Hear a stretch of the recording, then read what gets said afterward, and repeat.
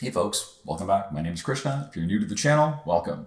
In this video, we're going to take a look at a set of techniques that you can use, especially if you're not too familiar with perspective or if perspective has been intimidating for you. This is the video that I think may help unlock some more possibilities in your illustration work. So let's get started. Here's how we're going to use this technique. We're just going to create some type of an enclosed shape. In this case, I've got a circle. And what I can do now is I can duplicate that shape by hitting Command J, moving it off, and then using the transform tool, I'm going to make it smaller. Now I can move this in whatever orientation I want, right? I'm going to leave it at this particular orientation right here. And I want to now connect those two lines. Now, generally speaking, when you're drawing a diagonal line, you can freehand it, and over a period of time, that is something that you should strive towards. But if you are still struggling with that aspect for whatever reason, and you're not quite there, I want to show some techniques that you can use as an alternate using some digital trickery, right? So I'm going to make a straight line by holding down the Shift key. I'm doing this on a brand new layer. I like to trim off the excess here, just so that the line has a more even look to it. And then I'm going to move this line to where it's touching the bottom part of the circle that's closest to us. I'll hit Command T, that brings up the transform tool. And you'll see that there's some squares on either side, and then there's actually something that looks like a compass. That's known as the pivot point. And for an object that is this thin, it's going to be difficult to move that pivot point. But we've got some help. If you go up to the top left, you'll see a small grid with a white square colored in. If I click on the grid that's to the left of it, you can see that it moves the pivot point. And that's helpful because now when I rotate this particular line, it's going to rotate about above the pivot point. And I'll just move this guy in such a way that I get a line that looks like that. Now what I can do is I'm going to make a copy of it by hitting Command J. Move this to the top part of the line. Command T. Because this is a diagonal line, the bounding box that's created for this transform is rectangular. So now I can interactively move that pivot point to the bottom left. Then I can rotate it. I can make some adjustments, like so. And ideally, these two lines will converge at some vanishing point, which is right there. I can merge those two lines together. I'm going to use one of my selection tools just to trim off the excess. And then the inner copy here, if I don't need to see the inner part of that circle, I can use the lasso tool to get rid of that. And now I've got this cylindrical structure.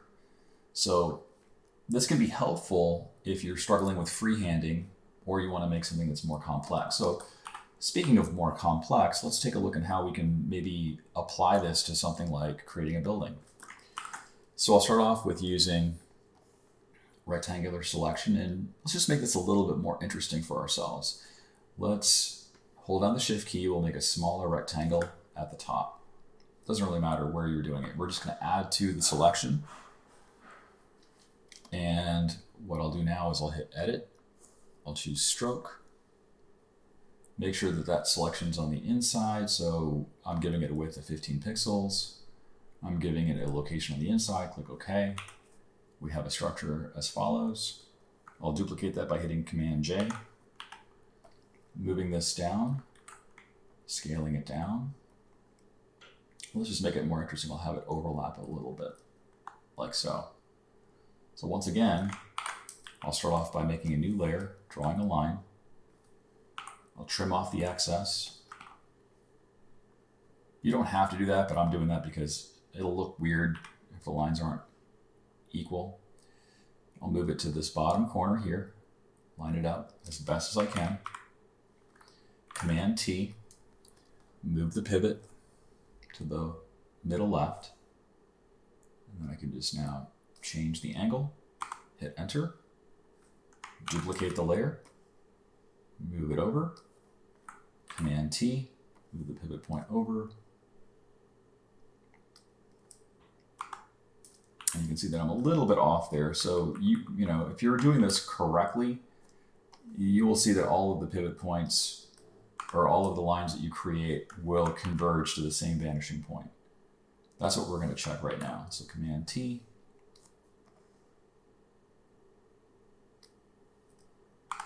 It's close. Command J.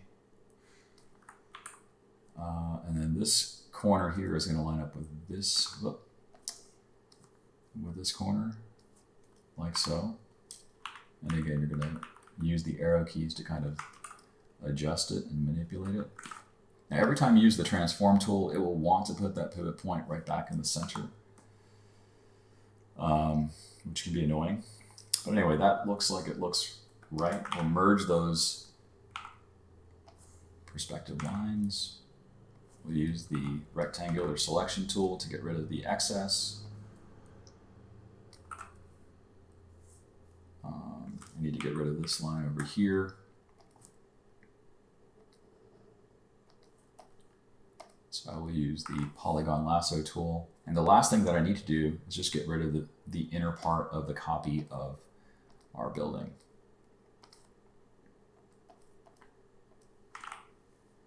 And there we go. Now we have a structure that is in 1-point perspective.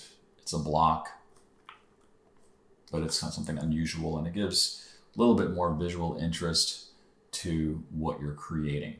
And I've got some videos on my channel where I talk about how you can actually apply and make windows to three-dimensional objects if you're making a building. So I'll be sure to go ahead and link to that at for the end card for this video. So I hope you found some value in the techniques that I've shown you today.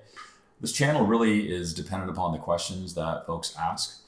So don't hesitate to reach out if you have any specific questions. I'm always looking for ideas, and sometimes I just draw a blank. Let me know how I can help you by entering a comment. Let me know what you think. And also, I'm looking for a name for this little guy here. You might have noticed this little dude is kind of floating around. So if you have any naming suggestions for him, let me know. And by the next video, hopefully I'll have a name selected. All right, thanks so much for watching. See you in the next one.